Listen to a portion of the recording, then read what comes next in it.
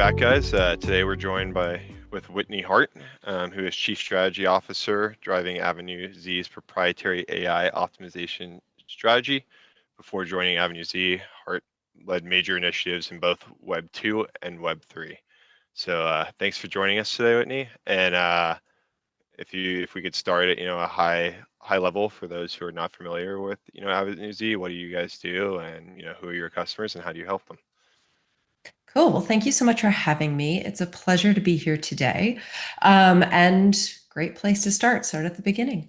Avenue Z is an integrated marketing and communications company, and we are focused on building reputation and revenue for our clients across all different channels, from CNBC to Google to Meta to ChatGPT. Our team comprises 4 departments, which we call our 4 pillars of influence: PR and strategic communications, content and creative, technical management and optimization, and paid media. We deploy these 4 pillars to achieve results, which generally ladder into 2 primary goals: driving reputation or increasing revenue, or ultimately both, as they generally go hand in hand and are interconnected. But how we talk about these 2 goals reflects our client base. We have many clients who are focused on driving reputation. This could look like B2B, finance, healthcare, fintech, health tech, blockchain, corporate comms, et cetera, et cetera. But we also have a large client base focused on driving revenue, D2C, e-commerce, and the like. So across all of that, I am the Chief Strategy Officer with over 20 years of experience in marketing and communications, working with global brands and organizations to accomplish their business goals.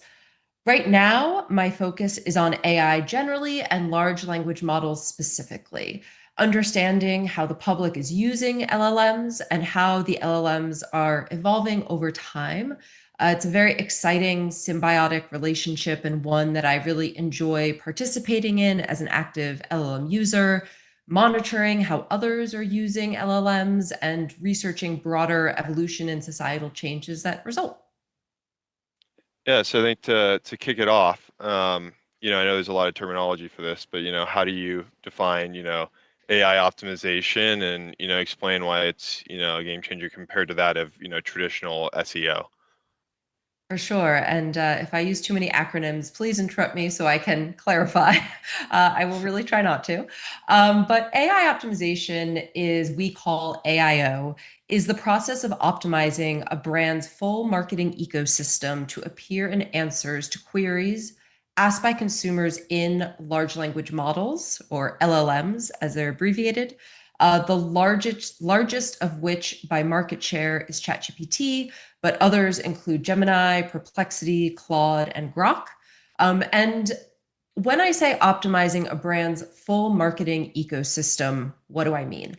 I'm not just talking about content that exists on your website, publishing some new content that aligns to keyword strategies, tweaking existing content for keyword strategies, tactics that most are probably familiar with via search engine optimization or SEO. LLMs, in contrast to this, are pulling in content from anywhere and everywhere. This includes your website, of course, but it also includes your social media channels, your Reddit mentions, your Wikipedia page, your press coverage, both earned PR as well as affiliate PR, your content published across channels by third-party influencers. The list goes on and on.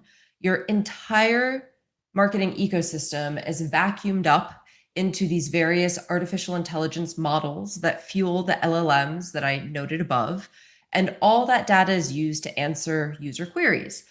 These queries could range from what's the best dishwasher for XYZ criteria to what's the best retirement plan for ABC criteria. It's really broad.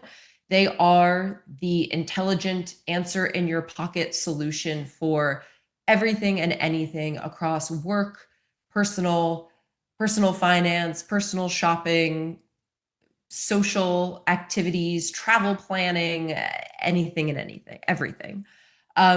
And what we do see is that queries are more specific and more detailed than ever before.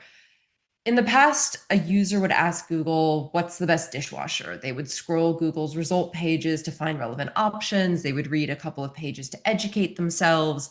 then try to pick the best option, maybe do some comparative shopping to find the best price.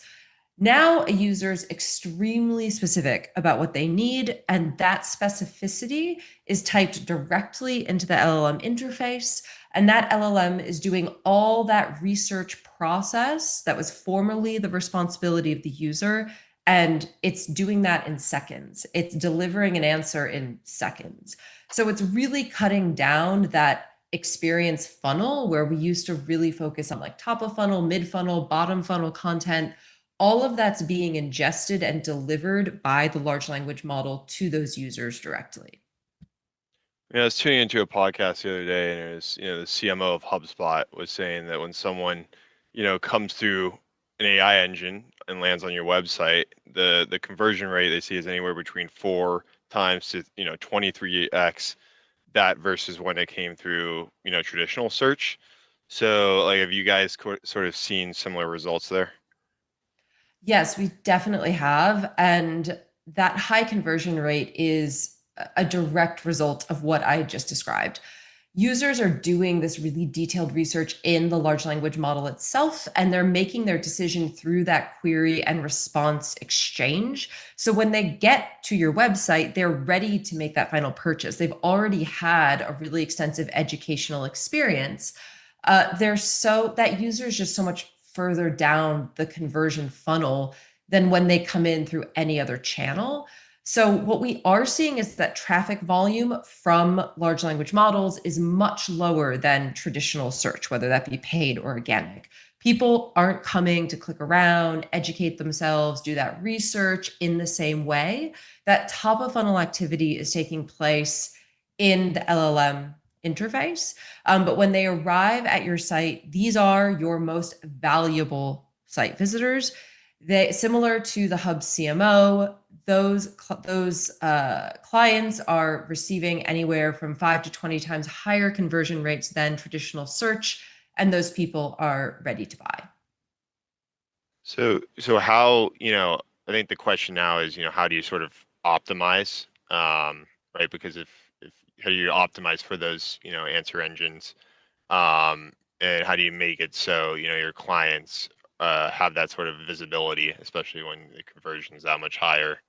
Um, yeah. So, and what is that kind of, is that, I mean, we're on, Monday's called this out where they've seen the impact from this on, driving traffic to them. And so, have that, is that, bolstered the demand for Avenue Z services, in order to get brands to have that sort of visibility? Definitely.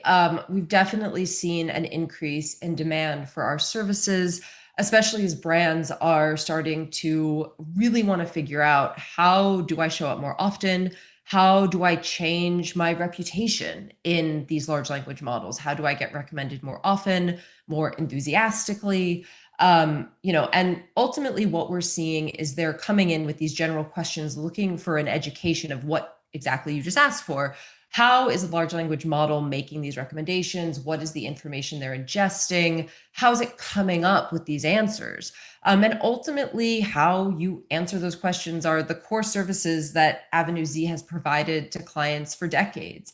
It's an adjusted and augmented strategy layer that drives visibility and results in AI. And we're focused on that while simultaneously also being focused on other core objectives like driving revenue and driving reputation. So AIO, optimizing for AI for large language models, is another objective that falls into the strategy process for us. But specifically to answer your questions, to drive results in LLMs as they exist today, note that caveat, as they exist today, we focus on 3 core pillars for our clients. The first is foundational. It is the table stakes that need to be addressed to ensure you're showing up in LLMs in the first place, which is technical optimization. Those of you who've worked in SEO will be very familiar with this concept. Auditing your website to ensure that the technical foundation's friendly for the large language model bots to come in, to digest your content, to work with it. Some of this overlaps with SEO, the work your organization has done to ensure your site is friendly with search engine spiders is certainly going to help here. But there are some specific technical elements for LLMs that need to be addressed for an AIO program or in an AIO program. So that's the foundation of where we start. Building on this foundation is your owned content, the content that exists on your website, your blog, the content you're publishing on social media. When you're thinking about blog posts, category pages, all of this is ingested by the AI so it can understand who you are, what you do, where your specialties lie, what it should say about you, why it should recommend you over a competitor, this sort of thing. Social media adds credence and nuance to this. And it's important to note that not all LLMs are able to access the same social media platforms. For example, Grok is the only LLM that can access X or Twitter data. No other LLM can access that rich trove of information. So adding to this discussion of social channels inevitably leads me to talk about the earned media landscape. And here I'm thinking about things like Wikipedia and Reddit, channels where your organization can monitor posts, reply to queries, edit information. It kind of bridges this owned and earned landscape. But then also expanding on that, this extends into affiliate PR, which are articles or listicles that your brand pays to be included in, as well as your true earned PR approach. So coverage in the New York Times, Wall Street Journal, LA Times, FT, et cetera, are all within reach of these LLMs, as is coverage in trade publications or your tier 2, 3, 4 outlets that your PR team or agency is going after. But these are kind of the three core pillars that we talk about or that we're examining when we're talking about AIO. But one of the things that we're focused on to affect results and brand inclusion in LLM answers is looking at overarching messaging strategies that spans the latter two categories, looking at your owned media and your earned media. And having those messaging frameworks that reinforce the other is really important. The consistency across channels, the frequency of posting, these are really important ingredients to reinforce to the AI who you are, what you do, why you're good at it, why you should be recommended. But to take a step back, when I kicked off the answer to this section, I said LLMs as they exist today, and that's because there will be changes. We know that paid media opportunities are coming down the pipe from these various LLMs. Perplexity earlier this year openly announced that they're going to launch a paid media capability, and ChatGPT's made some strategic hires throughout the course of this year in the spring and summer that also point in this direction. So the question isn't if, it's when. When will they roll out paid media options? Ultimately, the savviest brands and organizations are starting to work with us now to figure out the organic side, which then is going to allow them to be steps ahead of the curve when the paid options are released in the future. So I think one thing, right, is the brands have suffered to sort of understand, that performance and understand how they're doing in this new landscape. So, I know you've developed some frameworks, so it would be great if you could share a little bit more about that. Measurement is a huge question we get asked about a lot. We use a variety of tools internally to assess results from multiple angles, and we pull all of this data into what we call our Z Intelligence platform. We are looking at a lot of data points to assess what we need to do differently and where we need to focus our efforts to see results for our clients. So a few examples of data points that we look at. We are looking at data about the prompts users are typing into the LLMs. What are these prompts? What's prompted more often than others? How do these prompts change geographically? Do we see linguistic differences from someone in California to New York, even like not even thinking internationally, just within the United States? How does that then change when thinking about Australia or the UK and spelling differences, linguistic differences, let alone then looking internationally? We are thinking about the prompts themselves. We are thinking about where our client falls within the answers provided to those prompts. What is their general visibility within these answers? We are looking then at sentiment. Is the LLM saying good things, neutral things, bad things? If it's saying anything bad, where is that coming from? Is there anything that we can do to change that sentiment, to work on that sentiment? Is it a Reddit problem? Is it product reviews, right? Like, where does this come from? How can we figure out how to solve that? We're looking at the different top competitors that are being cited in those answers. We're looking at if or how the competitors being referenced are changing. Are some competitors gaining traction while others are falling behind? Why is that happening? What can we assess or deduce from that data? And ultimately, what data sources are driving those results? Is it a new blog article on a competitive site? Is it a popular Reddit thread? Is it a recent Business Insider article? And all of these data points are changing really quickly. This is a space that moves fast. Unlike SEO, that's slow moving and it can take 6+ months to drive change, we see change happening day over day or week over week. So this is not something you can like set it and forget it. Takes a while to kind of sit and percolate within the algorithm. The data sources are literally changing every other day. Particularly when it comes to pulling in social media, particularly if you're looking at something like Rock that's using X posts, if you're looking at ChatGPT that's pulling in Reddit. These are spaces where the changing sentiment and the ongoing feedback and conversation that's happening is part of the reason those results are changing so quickly.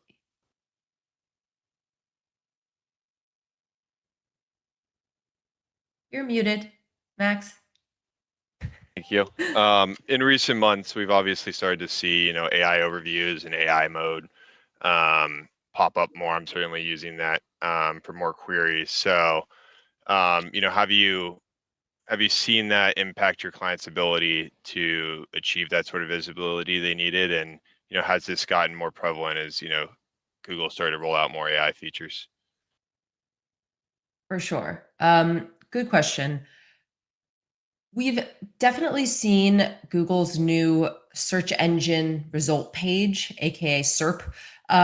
We've seen their new SERP features onboard millions of users to AI.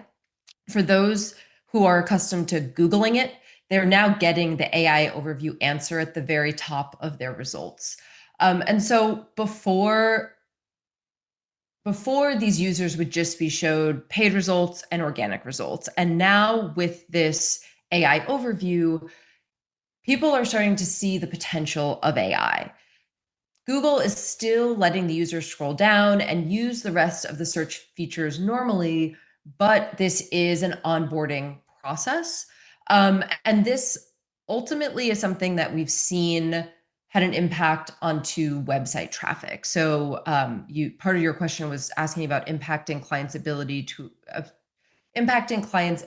to achieve the visibility they'd expected. We are seeing that the AI overviews is having an impact onto website traffic, and brands are seeing declining organic and paid traffic as a result of the AI overviews. As a result, though, those clients that, as we already talked about, those clients that are getting good visibility are then getting that really valuable traffic, which is converting 5 to 25 times higher. So it's a bit of a trade-off, less traffic, but higher quality traffic. However, this is certainly an adjustment. Some brands are suing Google as a result of these changes. So Penske Media, which includes Rolling Stone, Billboard, Variety, sued Google this year, alleging that AI overviews are using the publisher's journalism without consent and thereby reducing traffic to their site. Chegg is another one that made headlines earlier this year. Chegg was the first company to sue Google back in February of 2025, and as a result got a lot of press around this. But their lawsuit alleges that Google's AI overviews are harming traffic and revenues by reducing click-throughs that used to come from search. So this is a rapidly changing space. and something that Google is certainly going to have to reckon with either in the courts or with their users or both as years pass on. Yeah, I think like how would you? I think the big question a lot of us are wondering is, how would you rank the different chatbots? So call it ChatGPT, Gemini, Gronk, in terms of the ability to commercialize search queries, and with the high, which ones kind of have the highest convert rates, or the brand's favorites. So it's a great question. And that's not how I think about the different large language models. I will say with regard to which ones convert the best or which ones will you see in your Google Analytics or delivering the most for your brand. ChatGPT has quite nearly 80% of market share for these large language models. Gemini comes in second at about 8%. So ChatGPT is really winning the race at this point. So inevitably, clients will see ChatGPT has the highest percentage traffic and the highest percentage conversion of the large language models if they investigate their Google Analytics. But that's not how I think about these large language models. From my perspective, where I sit both in my job, but also as a day to day user, I'm focused on understanding the data sources these LLMs are ingesting, the different features that LLMs offer, and assessing when to use the right tool for my needs at any given moment. These AIs are not created equal. They all have a different approach to ingesting data, prioritizing data, serving results. They have different features when you are searching. So I use the LLMs very strategically. So as you kind of noted in my bio, I come from a blockchain and crypto background. And for me, I use Grok for all my crypto, blockchain, and NFT related queries because I want my LLM to use X data, what we call crypto Twitter data, to inform the results that I'm seeing. But if I'm doing deep product research because I need to buy something, I tend to use Perplexity. For example, earlier this year, I had to buy a new washer dryer and I trialed all the LLMs against each other in the process. And I really like Perplexity's shopping interface. It felt like a smarter, more advanced version of Google Shopping. It had that bit of familiarity with the hugely augmented capabilities of AI. So for me, it's less about ranking the LLMs in terms of ability and more about using the right one for the right research application based on the LLM strengths and data sources. Like what verticals are you kind of seeing, the largest impact in terms of from this new way of searching? That's very far reaching. And at this point, I don't really think there's one vertical that needs more help than the others. Uh, Anyone and everyone that is looking to influence their reputation online, anyone and everyone that's looking to sell their goods online, that's looking to generate their leads online, they now need to understand what the LLM is saying about them, if the LLM is or is not recommending them, and ultimately grapple with how to potentially drive change to see the result that they want.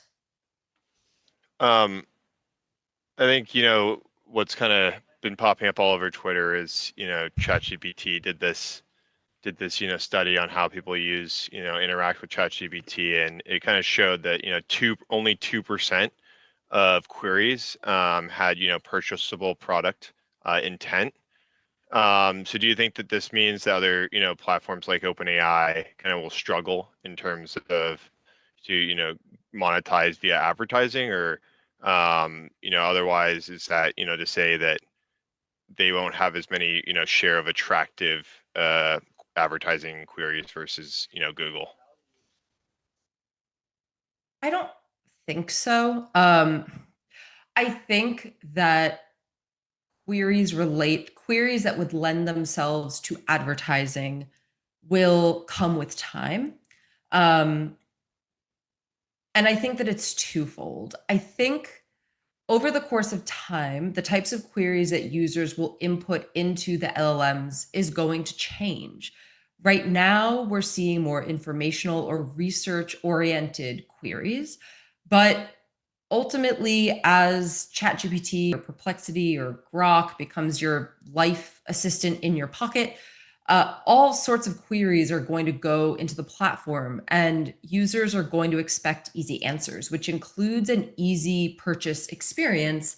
To the point of what I said a little bit ago, like I really liked Perplexity's shopping interface when it came to the comparative research and purchase funnel that I went through earlier this year for some home appliances.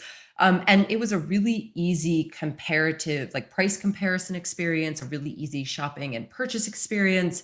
It was all really streamlined. So I think that part of it is is on one hand the queries that people are accustomed to inputting into the LLMs, and then on the other hand is the purchase experience itself, that interface, the evolution of that interface.